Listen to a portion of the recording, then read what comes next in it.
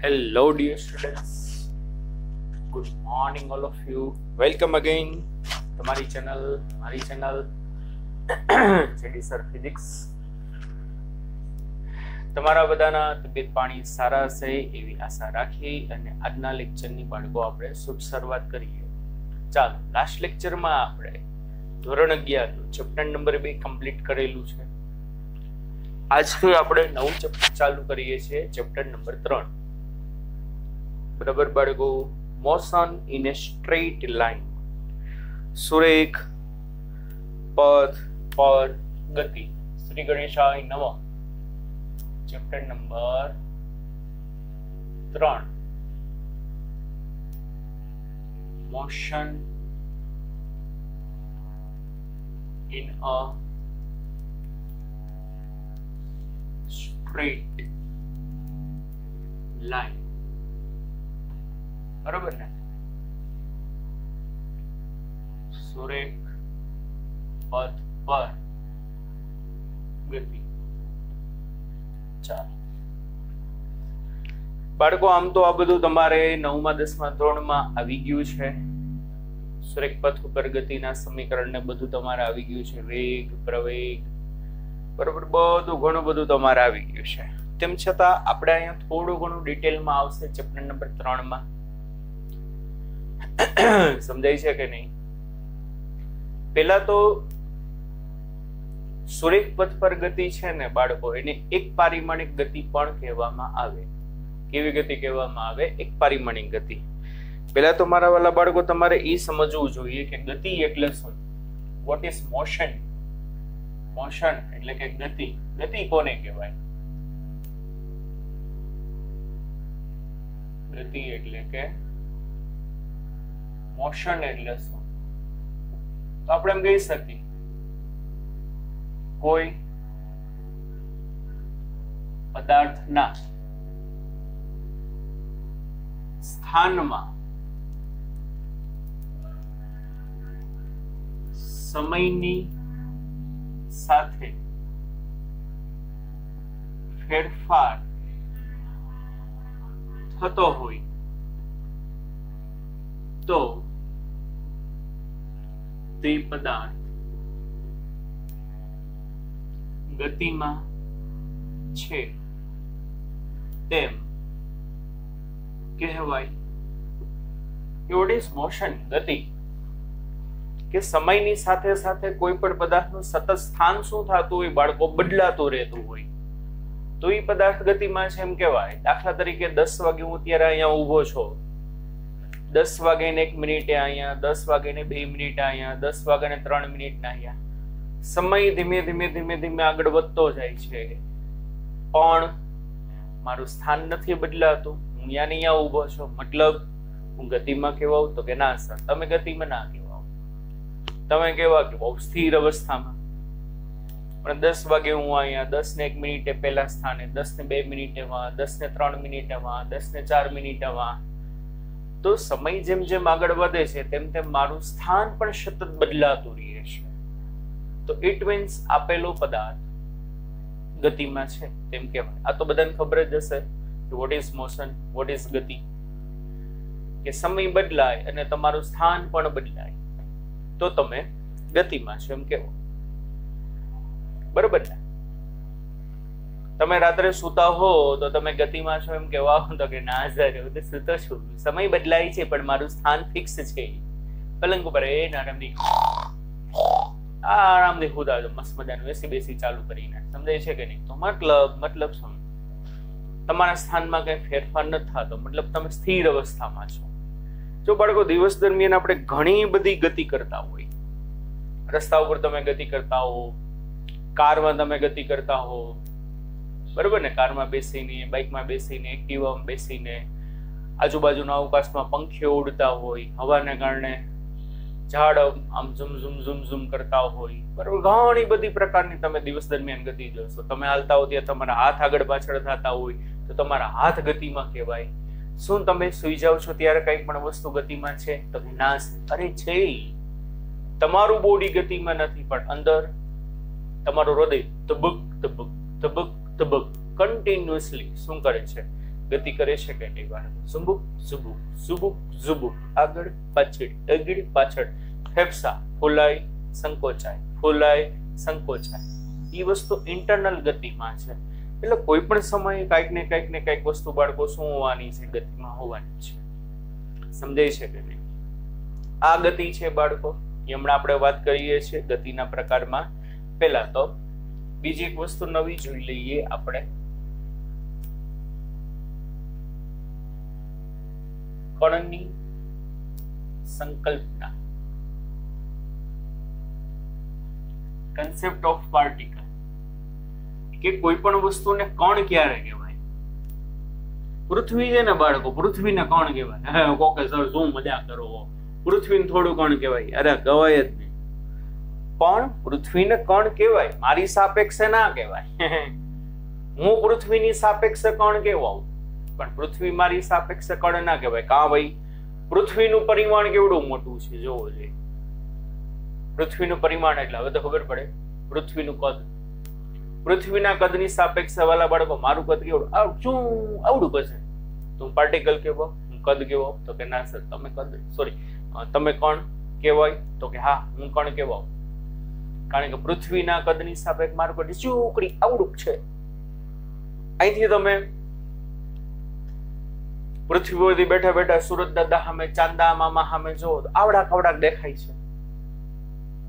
તો પૃથ્વી અને ચંદ્ર વચ્ચેનું અંતર, પૃથ્વી અને સૂર્ય વચ્ચેનું અંતર જે છે એ અંતરની સરખામણીમાં એના જે પરિમાણ એકદમ નાના હોય તો એને તમે કણ તરીકે ગણી શકો. હા, સુરત દાદાનું વોલ્યુમ ઘણું બધું મોટું હશે.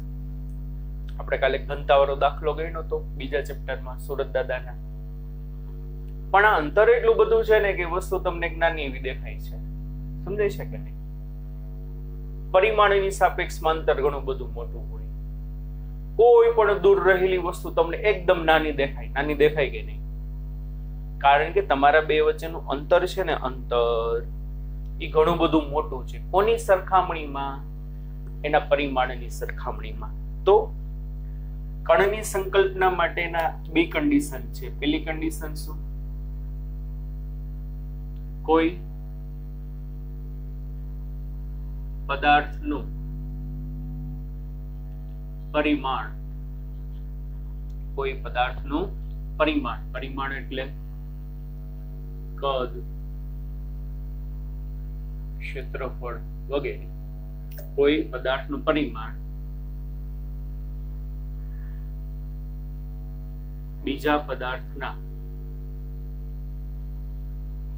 કોઈ પદાર્થનું પરિમાણ એટલે કે કદ, ક્ષેત્રફળ તે પદાર્થ અને બીજા પદાર્થના અંતરની સાપેક્ષમાં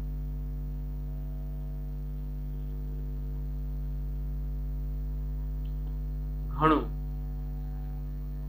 નાનું હોય તો તે પદાર્થને કણ ગણી શકાય. દાખલા તરીકે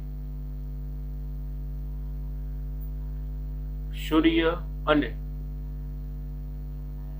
પૃથ્વી વચ્ચેના અંતર ની સરખામણીમાં બંનેના પરિમાણ, ખબર છે ને ભાઈ? સૂર્ય અને પૃથ્વી વચ્ચેનું અંતર 1.496 ગુણ્યા 10⁻11. સૂર્ય અને પૃથ્વી વચ્ચેના અંતરની સરખામણીમાં બંનેના પરિમાણ નાના હોવાથી બંને એકબીજાની સાપેક્ષ છે.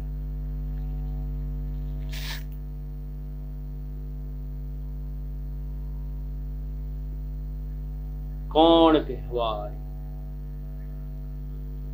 શું કહેવાય? તો કે કણ કહેવાશે. બરોબર? કણની સંકલ્પના કે કોઈ પણ વસ્તુ તમે કણ ક્યારે કહી શકો. બરોબર ને? બીજું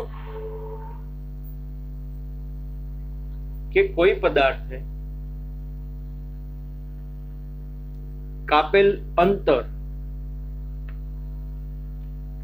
ની સરખામણીમાં તેનું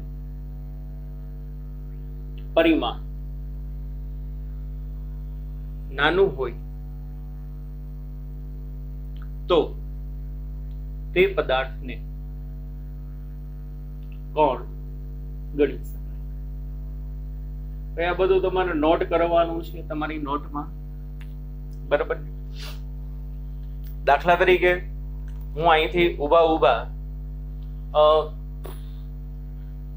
10 સેન્ટીમીટર જેટલું અંતર કાપું, 10 સેન્ટીમીટર જરા કેવું તમે આયલા કેવા, તો મેં કાપેલા અંતરની સરખામણીમાં મારું પરિમાણ એકદમ નાનું કહેવાય? ના જ કહેવાય ને યાર. 10 સેન્ટીમીટર ખાલી હું આયલો, ખાલી 10 સેન્ટીમીટર.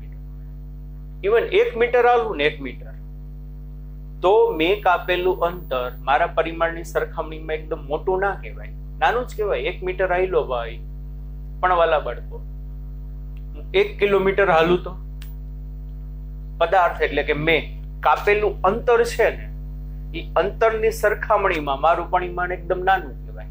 1 કિલોમીટર હાલ્યો ગયો, સમજાય છે આ કે ના? અને મારી હાઈટ 5 થી 6 ફૂટ જેવી હશે, તો અંતરની સરખામણીમાં મારું પરિમાણ એકદમ નાનું છે, તો એવા સમયે તમને કણ ગણી શકો. એટલે 2 કણની ડેફિનેશન છે કે કોઈ પણ પદાર્થને કણ ક્યારે ગણવો. ચાલો પછી ત્રીજી વસ્તુ છે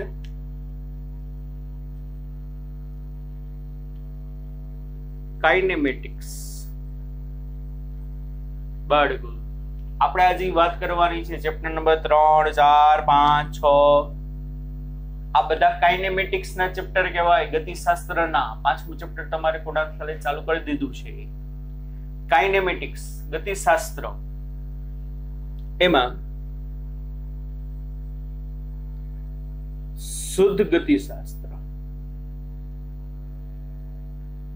કાઇનેમેટિક્સ એટલે કે શું થશે?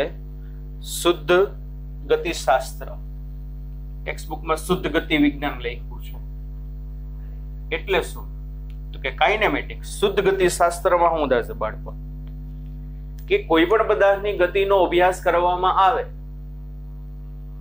તેના કારણોની ચર્ચા કર્યા વગર તો તે ભૌતિક વિજ્ઞાનની શાખાને શું કહેવાય? તો કે કાઇનેમેટિક્સ. બરોબર?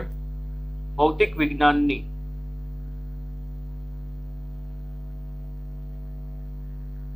જે શાખામાં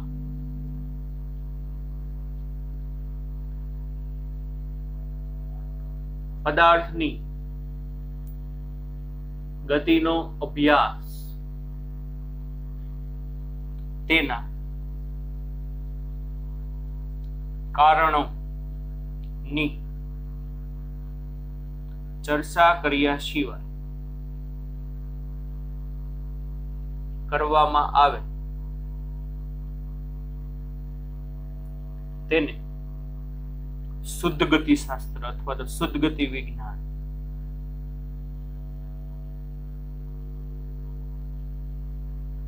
તો કે સર ઈ વળી શું? કાઇનેમેટિક્સ શુદ્ધ ગતિશાસ્ત્ર ભૌતિક વિજ્ઞાનની જે શાખામાં કોઈ પણ પદાર્થની ગતિનો અભ્યાસ તેના કારણોની ચિંતા કર્યા સિવાય. કારણોની ચિંતા કર્યા સિવાય કેવા કેવા ભારે શબ્દ વાપરો છો સર તમે તો. અરે ભાઈ સાવ સહેલું છે. આપણે બાળકો આ બધા ચેપ્ટરમાં શું આવશે ખબર છે? કોઈ પણ પદાર્થ છે એનો વેગ 5 મીટર પર સેકન્ડ. એક પદાર્થ છે માની લો 5 મીટર પર સેકન્ડ ની વેલોસિટી થી જાય છે, તો જાય છે. મારે હું એના કારણની ચિંતા ના કરું કે ભાઈ એનો 5 મીટર પર સેકન્ડ જેટલો વેગ કોને કારણે છે. સમજાય છે? એક પદાર્થે 10 મીટર અંતર કાપ્યું તો 15 મીટર અંતર ના કાપ્યું, કા ના કાપ્યું? એવી પંચાયતમાં આપણે પડવાની જરૂર નથી. પંચાયત કારણમાં પડવાની જરૂર નથી ભાઈ. કોઈ પણ પદાર્થનું એક્સેલરેશન પ્રવેગ માની લો 5 મીટર પ્રતિ સેકન્ડ સ્ક્વેર છે, તો છે હાઉ એ તમારે કઈ જાણવાની જરૂર નથી. બસ જસ્ટ વેગ આટલો છે, પ્રવેગ આટલો છે, આટલું અંતર કાપે છે, આટલું સ્થાનાંતર કરે છે, બસ પૂરું. That's it. પણ એ બધી વસ્તુ શા માટે છે એ આપણે કઈ ચર્ચા કરવાની નથી. કોને કારણે છે?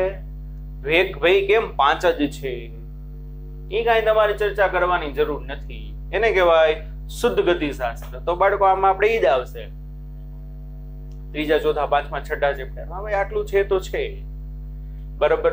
પણ આજે છે કાઇનેમેટિક્સ. શું છે બાળકો મારા માટે? કાઇનેમેટિક્સ. એવી રીતે આવશે ડાયનેમિક્સ. આમાં જરૂર નથી બરાબર. કાઇનેમેટિક્સ આવે ને ડાયનેમિક્સ. ડાયનેમિક્સમાં શું આવશે? Sorry mechanics. Sorry mechanics. એન્જિનિયરિંગની બાળકો એક બ્રાન્ચ છે જ મેકેનિકલ બ્રાન્ચ. તો મેકેનિકલ બ્રાન્ચમાં મેકેનિક્સમાં શું કરે કે ભાઈ હું નવી કાર બનાવું છું. દાખલા તરીકે કોઈ પણ કંપની છે, મર્સિડીઝ છે, નવી કાર બનાવે છે. તો કારમાં એ લોકો એવું નક્કી કર્યું કે ભાઈ મારી કાર જે છે આટલી સેકન્ડમાં આટલી સ્પીડ એચીવ કરી લેવી જોઈએ. 10 સેકન્ડમાં મારી કાર 0 માંથી 100 ની સ્પીડે વહી જવી જોઈએ. તો એના માટે એના એવા પ્રકારના એન્જિન્સ બનાવવા પડે, જુદી જુદી તાકાત વાળા.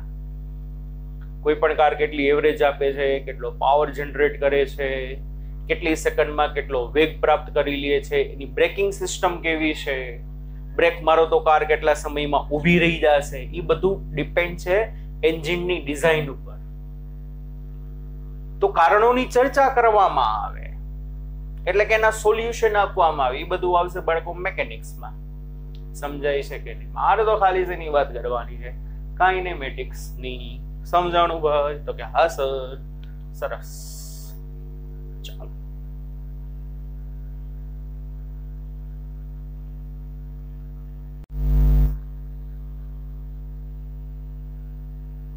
ચાલો બાળકો, બેઝિક વસ્તુ ક્લિયર. આગળ આપણે વાત કરવાની છે સ્થાન, પથ લંબાઈ, સ્થાનાંતર, આ બધી વસ્તુની વાત કરવાની છે બરોબર ને બાળકો? સૌપ્રથમ તો તમારે કોઈ પણ પદાર્થનું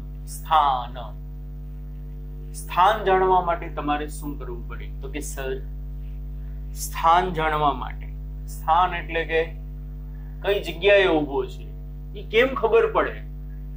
બાળકો એક વસ્તુ યાદ રાખજો, ગતિ છે ને, ગતિ એ સાપેક્ષ ખ્યાલ છે. આ વસ્તુ ખાસ યાદ રહેવી જોઈએ કારણ કે આ વસ્તુ બહુ ઉપયોગી છે આમાં. ડિયર સ્ટુડન્ટ્સ, ગતિ કેવો ખ્યાલ છે? તો કે સર ગતિ જે છે સાપેક્ષ ખ્યાલ છે, રિલેટિવ કોન્સેપ્ટ છે. રિલેટિવ એટલે વળી શું? સિમ્પલ તમને એક ઉદાહરણ હું આપું તો શું કે ભાઈ ગતિ સાપેક્ષ ખ્યાલ છે. માની લ્યો તમારે કોઈ ગેસ્ટ આવે છે, એને તમે રેલવે સ્ટેશને મૂકવા ગયા, બહુ નજીકના ગેસ્ટ હતા, રેલવે સ્ટેશને મૂકવા ડ્રોપ કરવા જાવે પડે એમ હતા. ટ્રેન ઉપડે છે, તમે કહો છો by bye tata see you.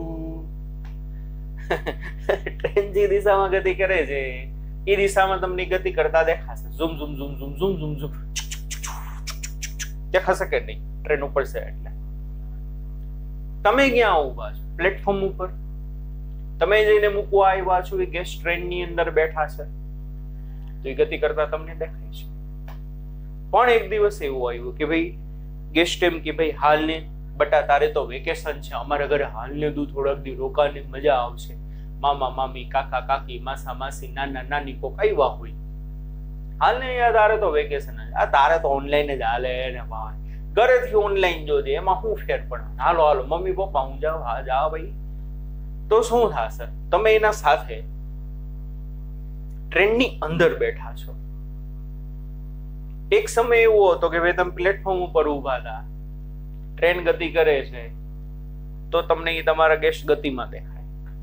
પણ શું પણ તમે પોતે એના સાથે જાઓ છો, તમે એના સાથે તમે ડબ્બામાં બેઠા છો, તમે મામા મામી કાકા કાકી સામે જુઓ તો તમને સ્થિર દેખાશે. બોલો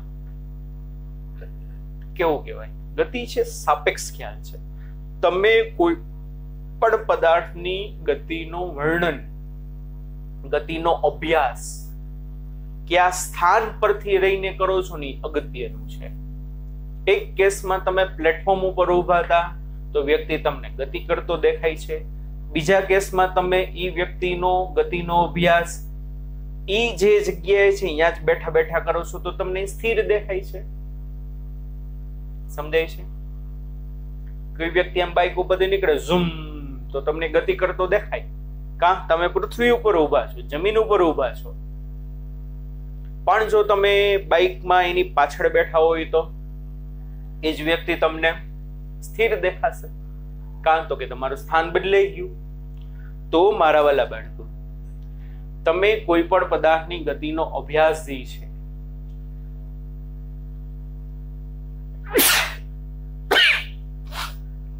એ કયા સ્થાન ઉપરથી કરો છો ને અગત્યનું છે. સમજાય છે કે નહીં? તો એને કહેવામાં આવે છે નિર્દેશ ફ્રેમ. શું કહેવામાં આવે બાળકો? નિર્દેશ ફ્રેમ. એક વસ્તુ નોંધવા જેવી અગત્યની, બધા મુદ્દા જ નોટ કરવાના છે. ગતિ એ સાપેક્ષ ખ્યાલ છે, બરોબર ને? રિલેટિવ કોન્સેપ્ટ છે. રિલેટિવ ગતિ કેવો કોન્સેપ્ટ છે? તો કે રિલેટિવ કોન્સેપ્ટ છે. કોઈ પણ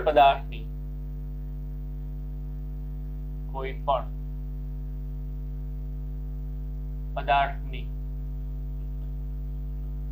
ગતિનો અભ્યાસ આપણે કયા સ્થાન પર રહીને કરો છો તે અગત્યનું છે.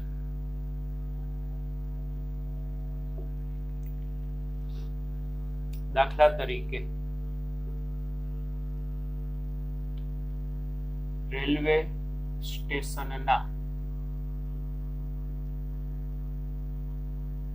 પ્લેટફોર્મ પર ઊભા ટ્રેનમાં જોતા ઊભા ટ્રેનમાં ગતિ કરતી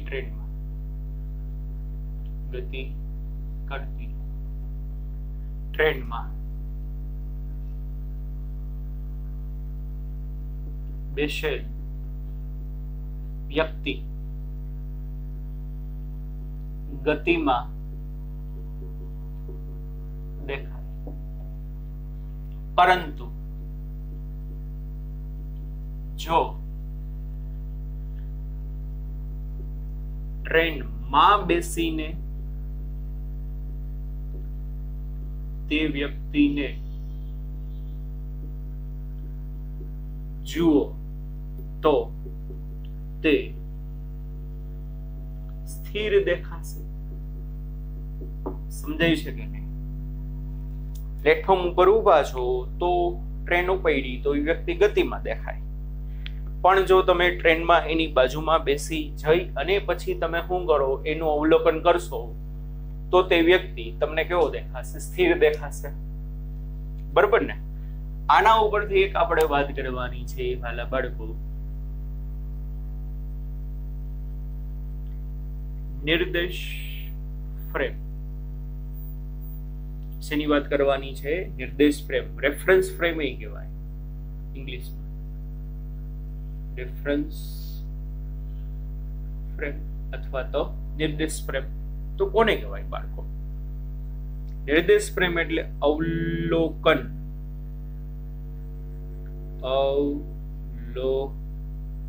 અવલોકનકાર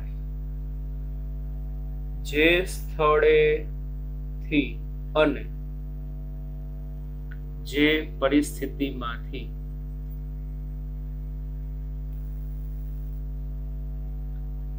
પદાર્થની ગતિનો અભ્યાસ કરે તેને નિર્દેશ ફ્રેમ કહે છે. અવલોકનકાર જે સ્થળેથી અને જે પરિસ્થિતિમાંથી પદાર્થની ગતિનો અભ્યાસ કરે તેને શું કહેવાય બાળકો? નિર્દેશ ફ્રેમ. રેફરન્સ ફ્રેમ કહેવામાં આવે. Frame of reference. Okay sir, ઈ વડી સિમ્પલ વસ્તુ છે ભાઈ. તમે પૃથ્વી ઉપર ઊભા છો અને કોઈ પૃથ્વી એટલે કે જમીન ઉપર, સાવ સરળ વ્યાખ્યા છે. અવલોકનકાર એટલે આપણે કોઈ પણ પદાર્થની ગતિનો અભ્યાસ કરી છે એટલે આપણે અવલોકનકાર કહેવાય. મેં જોયું કે એક બાઈક ગતિ કરે છે ઝૂમ, તો તમે ક્યાં ઊભા છો? જમીન ઉપર. જમીન ઉપર એટલે કે પૃથ્વી ઉપર. તો જમીન એટલે કે પૃથ્વી તમારી બાળકો નિર્દેશ ફ્રેમ કહેવાય. સિમ્પલ. એને સમજા. અવલોકનકાર જે સ્થળેથી એટલે જમીન ઉપર ઊભા છો અને જે પરિસ્થિતિમાંથી મતલબ તમે સ્થિર ઊભા છો. તમારી પરિસ્થિતિ કઈ છે? તો કે સ્થિર છે કે ગતિની? તો કે સ્થિર. અવલોકનકાર જે સ્થળેથી જે પરિસ્થિતિમાંથી કોઈ પણ પદાર્થની ગતિનો અભ્યાસ કરે તેને એની રેફરન્સ ફ્રેમ કહેવાય. તો ભાઈ તમે જમીન ઉપર ઊભા છો, જોવો છો કોઈ બાઈક આમ ગયું, તમને ગતિમાં દેખાય છે, તો તમારી નિર્દેશ ફ્રેમ બાળકો કઈ કહેવાય? જમીન. જમીન એટલે પૃથ્વી. સમજો. પ્લેટફોર્મ વાળું ઉદાહરણ બહુ અગત્યનું છે નિર્દેશ ફ્રેમ સમજવા માટે.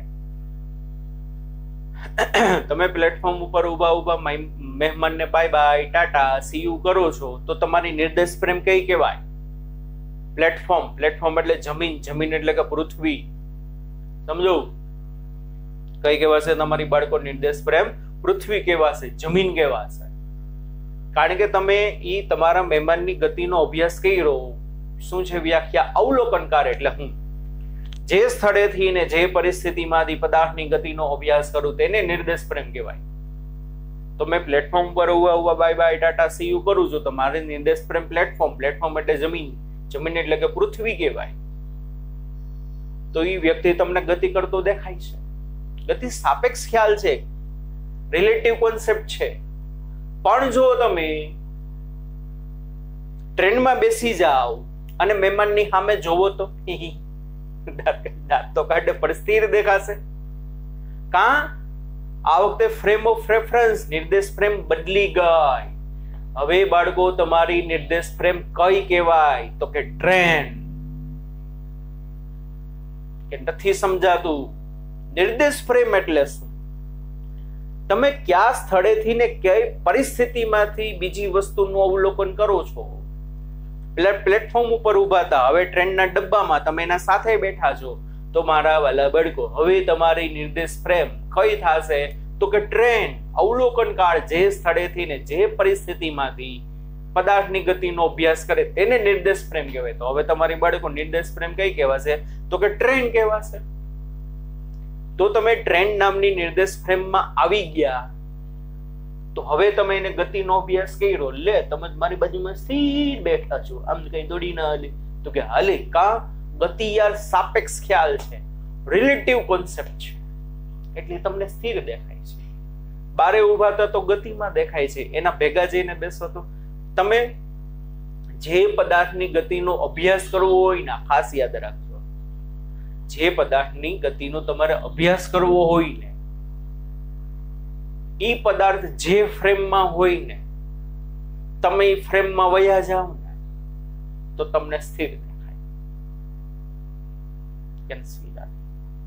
પ્લેટફોર્મ ઉપર ઊભા હતા તો તમારી ફ્રેમ પ્લેટફોર્મ કહેવાય. જેનો ગતિનો અભ્યાસ કરવો છે કઈ ફ્રેમમાં છે? ટ્રેન નામની ફ્રેમમાં. તો તમને ગતિ કરતા દેખાશે. તમારા ભેગા તમારા મમ્મી પપ્પાજી ઊભા છે. મમ્મી કાકા તો જાય છે, ઘરે જાય, મને નહીં ગમે. બરોબર સમજાય છે કે? તો એ બાજુમાં સ્થિર ઊભા છે. તમે બધા એક જ ફ્રેમમાં કેવા તમને ગતિ કરતા દેખાશે. હવે ઉલટું વિચારો. જો તમે ટ્રેનની અંદર વયા ગયા, ટ્રેન ઉપડી, તો તમે જેનું અવલોકન કરતા હતા મહેમાનનું, હમણાં કીધું એમ, એ સ્થિર દેખાશે. પણ પ્લેટફોર્મ ઉપર મમ્મી પપ્પા ઉભા છે, mummy bye bye see you tata, હવે ઈ તમને એમ લાગશે કે પાછળ ગતિ કરે છે. જોયું હોય તો સમજાય છે કે નહીં?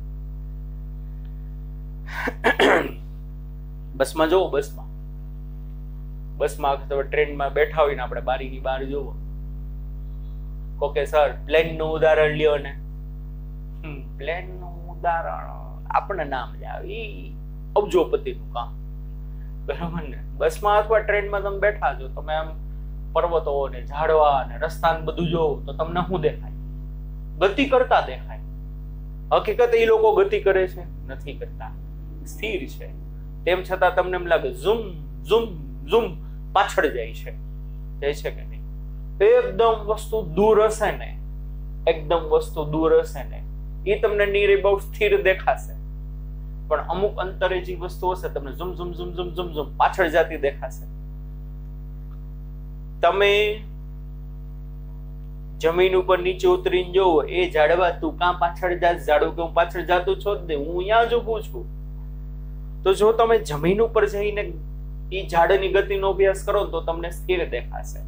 તમારી ફ્રેમ ઓફ રેફરન્સ બદલાઈ ગઈ, ગ્રાઉન્ડ આવી ગઈ. તમે જમીન ઉપર, ઝાડે જમીન ઉપર, તો તમને સ્થિર દેખાણું. પણ તમે ગતિ કરતી બસમાંથી એ ઝાડનું અવલોકન કરો તો તમને ગતિ કરતું દેખાય, પાછળ જાય છે, ઝુમ ઝુમ ઝુમ ઝુમ ઝુમ ઝુમ ઝુમ. કારણ કે તમે ગતિ કરતી ફ્રેમમાં છો. હવે સમજાણું બાળકો? નિર્દેશ ફ્રેમ કોને કહેવાય? ફ્રેમ ઓફ રેફરન્સ કોને કહેવાય? અવલોકન કાર્ડ જે સ્થળેથી અને જે પરિસ્થિતિમાંથી પદાર્થની ગતિનો અભ્યાસ કરે તેને શું કહેવાય? નિર્દેશ ફ્રેમ. અત્યારે વાલા બાળકો, તમે જે રૂમમાં બેઠા છો ને એ તમારી નિર્દેશ ફ્રેમ કહેવાય. રૂમમાં બેઠા બેઠા બારીમાંથી બારે ડોકા કાઢો, કોણ આવે છે ને કોણ જાય છે ને એ તમે ગતિનો અભ્યાસ કરો તો તમારી ફ્રેમ ઓફ રેફરન્સ તમારી રૂમ કહેવાય. અને નિર્દેશ ફ્રેમની પસંદગી કરવા માટે તમારે યામાક્ષોની પસંદગી કરવી પડે. 3 યામાક્ષો છે, એક્સ, વાય અને ઝેડ. આ બધાને ખબર જ હશે. અને 3 યામાક્ષો પરસ્પર, આ એક્સ, આ વાય, આ ઝેડ, 3 યામાક્ષો પરસ્પર બાળકો લંબરૂપે હોય. અત્યારે તો તમને 2D માં દેખાય કારણ કે બોર્ડ 2D છે. હકીકત આ ઝેડ અક્ષ આમ નહીં હોય, ઝેડ અક્ષ આમ બારે આવતી હશે. 3D માં વિચારો ને તો સમજાય છે ભાઈ. તો એક્સ અક્ષ, આ વાય અક્ષ અને કઈ હશે? ઝેડ અક્ષ. 3 અક્ષોનું જે છેદન બિંદુ હશે એને કહેવાય ઉગમ બિંદુ અથવા તો સંદર્ભ બિંદુ કહેવામાં આવે છે. ઉગમ બિંદુ કહેવામાં આવે 3 અક્ષોનું જે છેદન બિંદુ હોય બાળકો, એને શું કહેવામાં આવે? ઉગમ બિંદુ. અથવા તો શું કહેવામાં આવે છે? સંદર્ભ બિંદુ કહેવાય.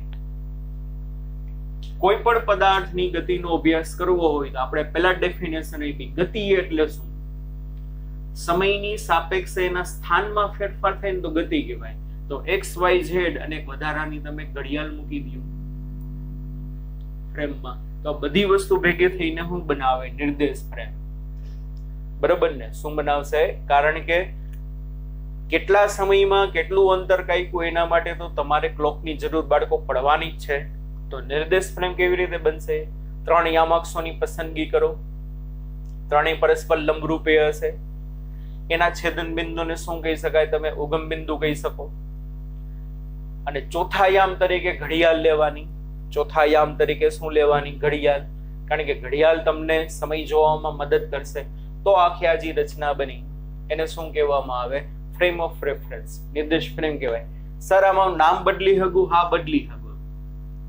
આ એક્સ, આ વાય, આ ઝેડ એવું જરૂરી નથી આને જ એક્સ કહેવી, આને વાય કયો, આને ઝેડ કયો, આને એક્સ કયો, ગમે એને ગમે કહી શકો. પરંતુ 3 જણા એક જ શરત, પરસ્પર લંબ હોવા જોઈએ.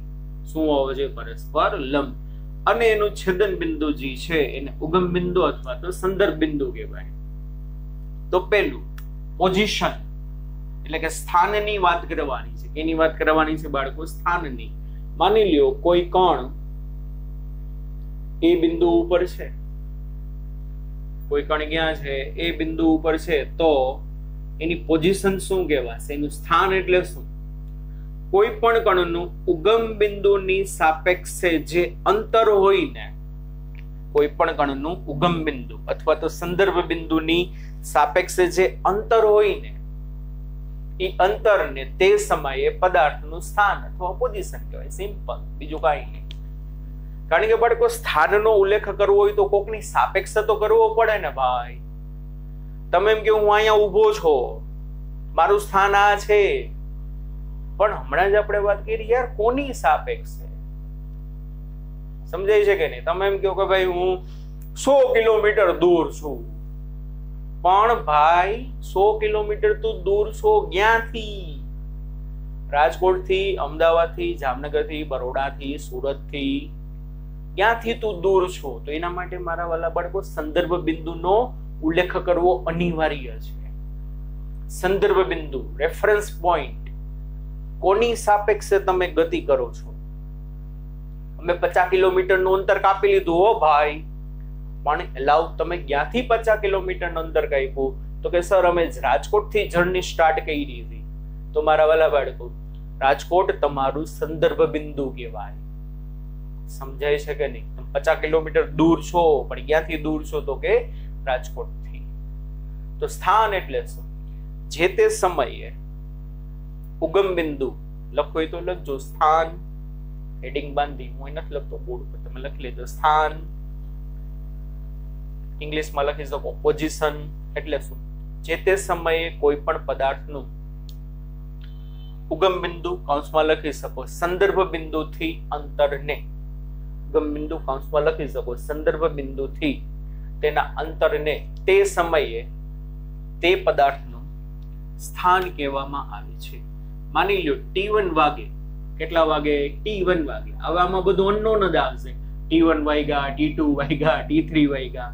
T1 વાગે કોણ? A ઉપર હતો, અને માની લો આ રસ્તે ઝુમ ઝુમ ઝુમ ઝુમ ઝુમ ઝુમ જતો હતો, અને T2 વાગે B ઉપર પહોંચ્યો તો T2 વાગ્યાનું એની પોઝિશન, સ્થાન કયું કહેવાય? B. પણ આ વખતે જોવો જોઈએ, ઉગમ બિંદુ એટલે કે સંદર્ભ બિંદુથી એનું અંતર બદલાઈ ગયું હશે કે નહીં? તો કે હા. સમજાય છે કે નહીં? એટલે રેફરન્સ ફ્રેમ જે છે એ રેફરન્સ ફ્રેમના ઉગમ બિંદુ અથવા તો સંદર્ભ બિંદુની સાપેક્ષે પદાર્થનું જુદા જુદા સમયનું જે અંતર હોય એને એનું સ્થાન અથવા તો શું કહેવાય? પોઝિશન. સમજાણું બાળકો? હા કે ના? એટલે આ બધો બાળકો, મારા વાલા બાળકો, બેઝિક કન્સેપ્ટ હતો કાઇનેમેટિક્સ વિશેનો. આ બધું ખાલી નોટ્સ તમારે કરવાનું છે. નેક્સ્ટ લેક્ચરમાં આપણે એક પારિમાણિક ગતિ કોને કહેવાય, દ્વિપારિમાણિક ગતિ કોને કહેવાય, ત્રિપારિમાણિક ગતિ કોને કહેવાય, પથ લંબાઈ અને સ્થાનાંતર, એ બધા વિશે વસ્તુ આપણે વાત કરીશું. આ ખાલી બેઝિક કન્સેપ્ટ છે. આટલી વસ્તુ તમને મારા વાલા બાળકો ખબર હોવી જોઈએ. બરોબર? પાછા કાલે મળીએ છીએ બાળકો. સરસ સરસ મજાની મહેનત કરજો, ખૂબ ખૂબ આગળ વધો. ચાલો બાળકો, bye bye, take care, C you. મળીએ કાલે નવા ટોપિક સાથે.